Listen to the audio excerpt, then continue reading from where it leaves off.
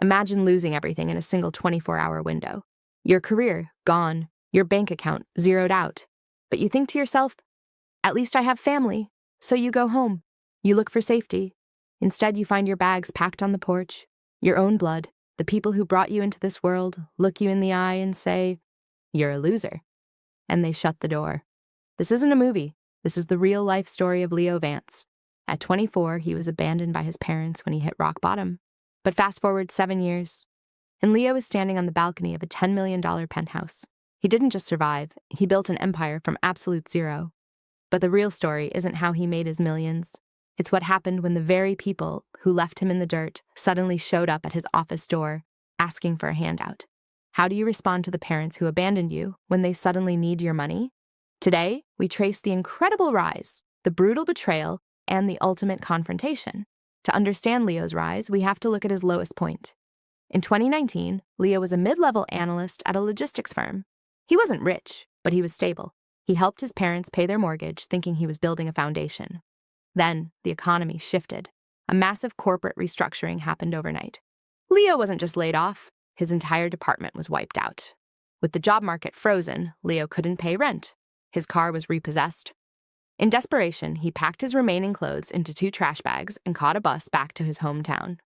Leo's parents, Richard and Eleanor, weren't just disappointed, they were ashamed. In their eyes, status was everything. They didn't see a son going through a hard time. They saw a financial liability and a blow to their social standing. Psychology note: when people base their self-worth entirely on external success, they often view the failure of their children as a personal attack on their own ego. After just 3 days of tension, arguments, and cruel remarks, Leo was told to leave. They told him he was draining their resources and that successful adults don't beg.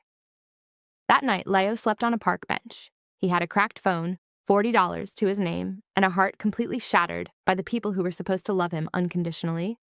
When you have nothing left to lose, you develop a terrifying superpower: zero fear. Leo found a local 24-hour library. It had free Wi-Fi, warmth, and electricity. That library became his headquarters. For the first 3 months, he showered at a cheap local gym and spent 16 hours a day staring at a computer screen. He realized the traditional job market had failed him. He needed to build leverage. He noticed a massive gap in the market.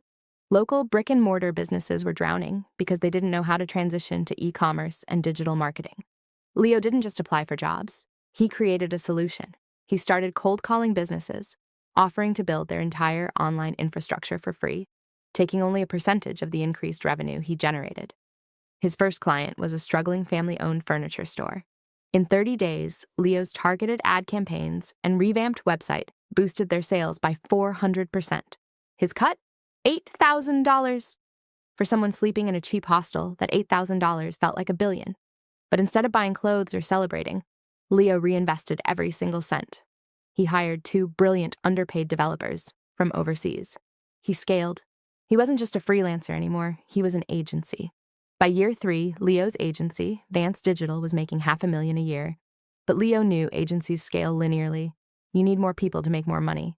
He wanted exponential growth.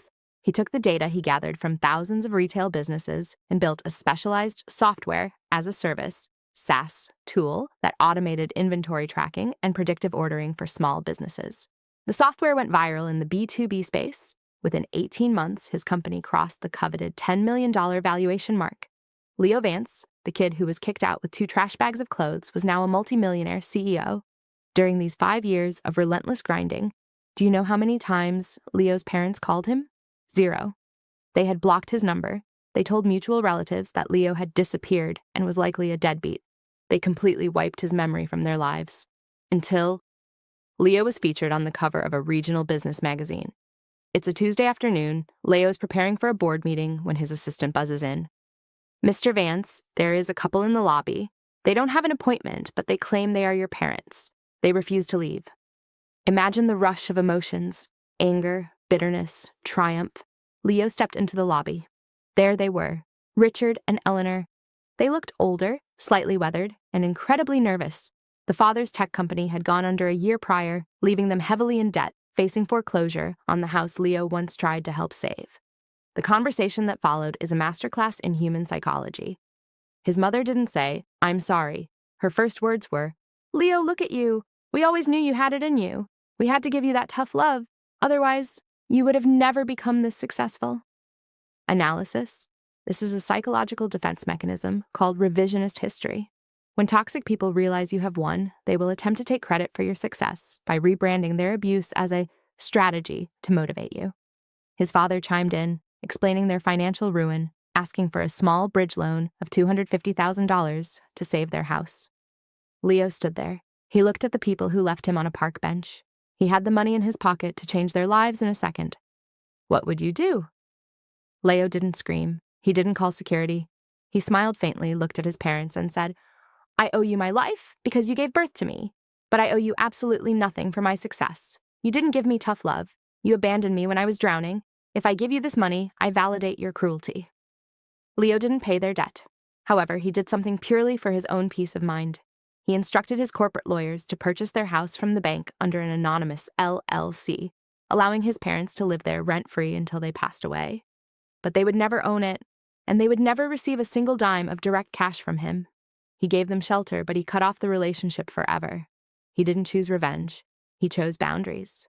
The best revenge isn't showing off your wealth to the people who doubted you. The best revenge is becoming so successful and so emotionally at peace that their opinions and their presence no longer have any power over your life.